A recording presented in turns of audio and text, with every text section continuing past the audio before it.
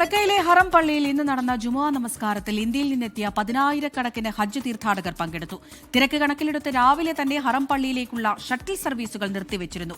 ജുമുഅ കഴിഞ്ഞ ഉടനെ തന്നെ തീർത്ഥാടകരെ താമസ സ്ഥലങ്ങളിൽ എത്തിക്കാൻ വിപുലമായ സൌകര്യങ്ങളും ഒരുക്കിയിരുന്നു. മക്കയിൽ നിന്ന് ജലീൽ കണ്ണമംഗലം തയ്യാറാക്കിയ റിപ്പോർട്ട് കാണാം.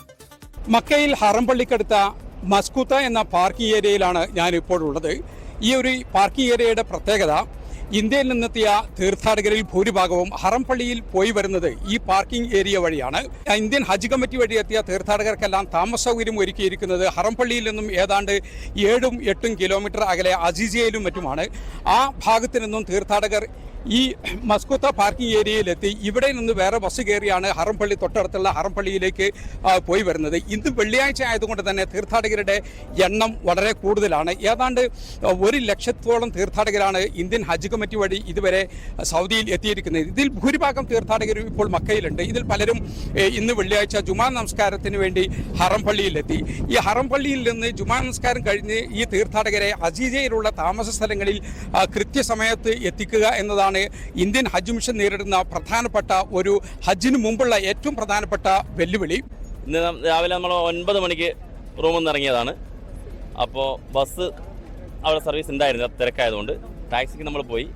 ഒരു 9:45 അവിടെ എത്തിയത്. അപ്പോൾ നല്ല റഷായിരുന്നു. എന്നിരുന്നാലും ഇത്രയും ആളുകളെ ഉൾക്കൊള്ളാൻ വേണ്ടിയിട്ടുള്ള സൗകര്യങ്ങൾ വളരെ ആശ്വാസകരം തന്നെയാണ്. ജുമാക്ക് നല്ല തിരക്കല്ലേ, നല്ല തിരക്കായിരുന്നു.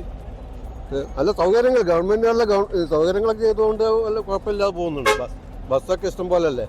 ഇവരെ കൃത്യമായി ബസ് കയറ്റി താമസ സ്ഥലങ്ങളിൽ എത്തിക്കാൻ ഇന്ത്യൻ ഹജ്ജ് മിഷന്റെ പ്രതിനിധികൾ ഇവിടെ സഹായത്തിനുണ്ട്. അതോടൊപ്പം തന്നെ ഇന്ത്യയിൽ നിന്നുള്ള മലയാളികൾ ഉൾപ്പെടെയുള്ള സന്നദ്ധ സംഘടനകളുടെ പ്രവർത്തകരുമെല്ലാം ഉണ്ട്.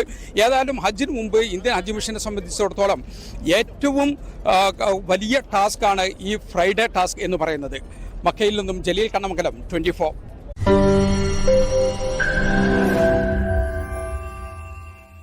ലോകത്തെവിടെയായാലും ഏത് സമയത്തും 24 വാർത്തകളും ഓഗ്മെന്റഡ് റിയാലിറ്റി പാക്കേജുകളും എക്സ്പ്ലെയിനറുകളും വിശദമായി കാണാൻ ഞങ്ങളുടെ യൂട്യൂബ് ചാനൽ നിങ്ങൾക്ക് സബ്സ്ക്രൈബ് ചെയ്യാം.